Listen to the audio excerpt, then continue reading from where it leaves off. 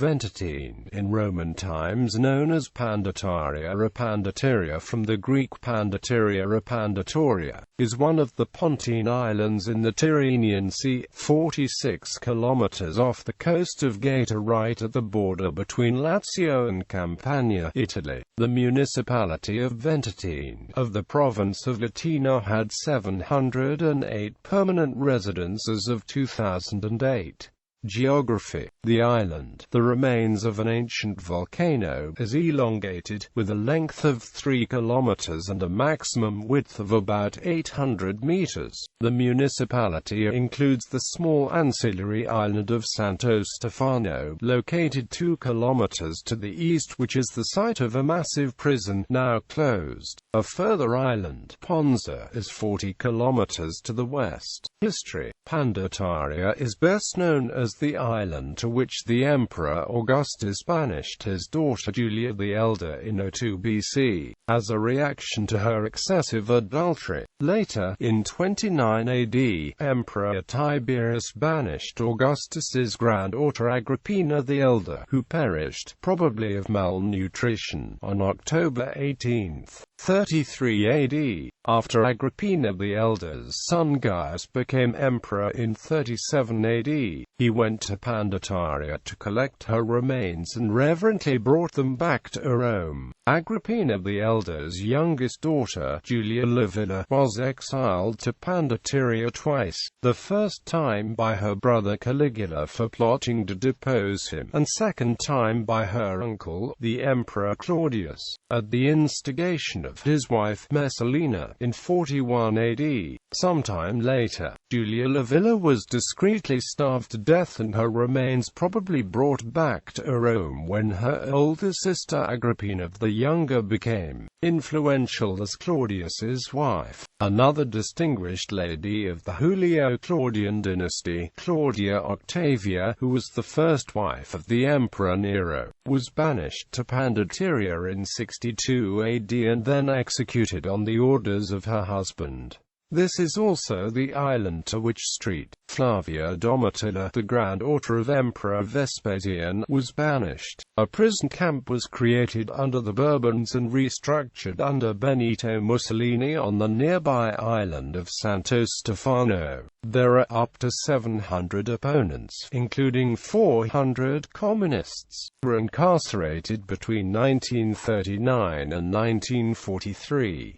One of them was Altiero Spinelli, who wrote there a text now known as the Ventotene Manifesto, promoting the idea of a federal Europe after the war. During World War II, the island served as home to a 114-man German garrison who defended a key radar station. On the night of December 8, 1943, an American PT boat slipped into Ventotene's harbor undetected and offloaded 46 American paratroopers from the 509th Parachute Infantry Battalion. The paratroopers met with a local exile from the Italian mainland who then lied to the German commander that there was a regiment of paratroopers on the island, deposited by a fleet of Allied ships. Terrified, the German commander demolished his positions, weapons, and quickly surrendered to the weaker American force before realizing his mistake.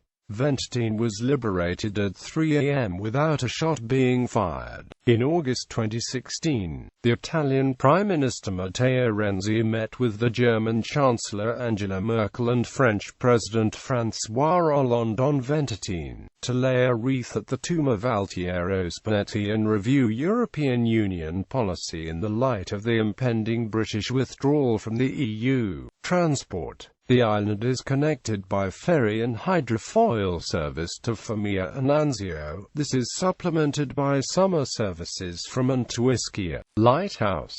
Ventotene Lighthouse is an active lighthouse on the Ventotene Island, placed nearby the Porto Romano. The current lighthouse was built in 1891. It is a cylindrical tower in masonry attached to the seaside keeper's house. It is 16 meters high and emits one white flash in a 5 seconds period visible up to 15 nautical miles. The lighthouse is operated by the Lighthouses Service of the Marine Marina Militare, and it is identified by the code number 1716E.